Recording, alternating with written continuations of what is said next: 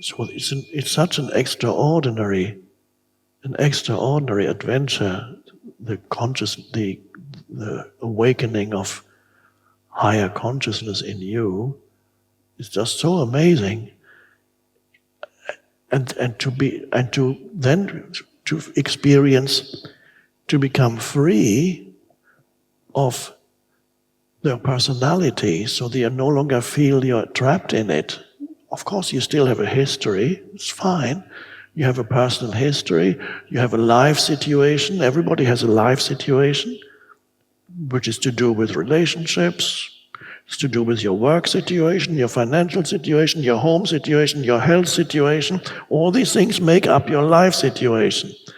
Now, it's very rare that all these things are going absolutely fine for you. My health, wonderful. My relationships, absolutely perfect. My work, career, great. Finances, great. Every possessions, home, wonderful home. Children, all healthy and intelligent and great. Everything is great. Doesn't happen very often. And if it does, it doesn't last that long. You just have to wait a little.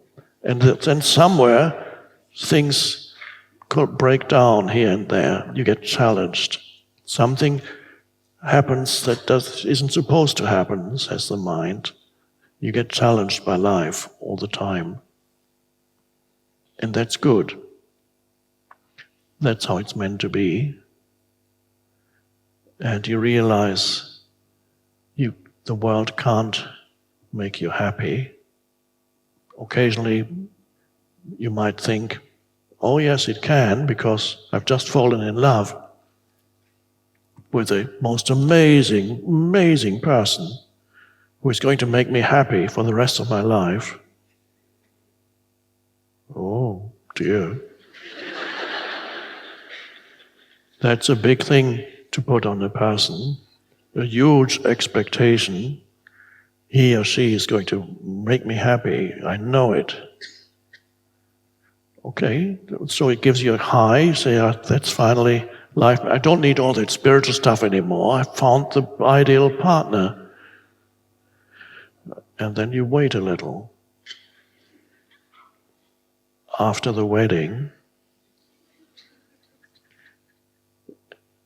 and very soon, sooner or later, usually sooner, you discover there are aspects to your partner's personality that you didn't know existed.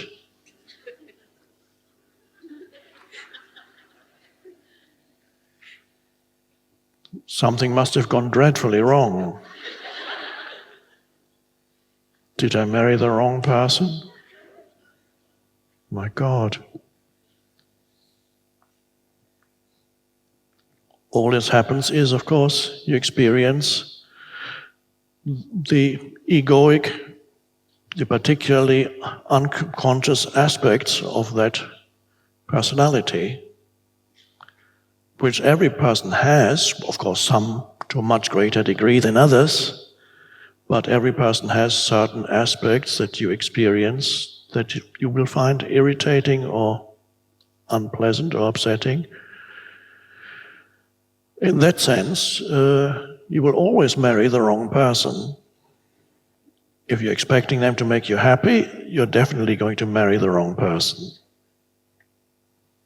So the real thing is the realization that the world, whether it's people or situations or achievements, the world does not have the capacity to make you happy.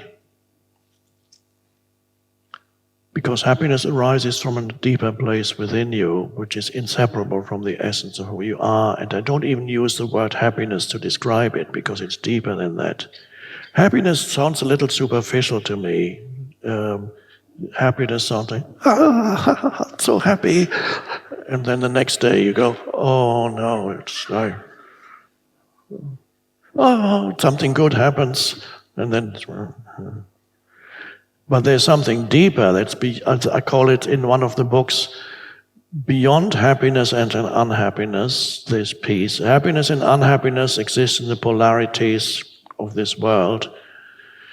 Something good happens, of course you're happy. Something bad happens. If you're not connected with who you are in the essence of your being, something bad, so-called bad happens, a challenge in relationships, in work situation, financial situation, health situation, wherever, something happens can make you really, can be devastating, make you really totally miserable. When you're connected with who you are beyond the personality, you will still experience a certain down when something bad happens. You'll experience an oh, but it doesn't go very deep. That oh, there's a depth to who you are that is not touched by the fluctuations in this dimension.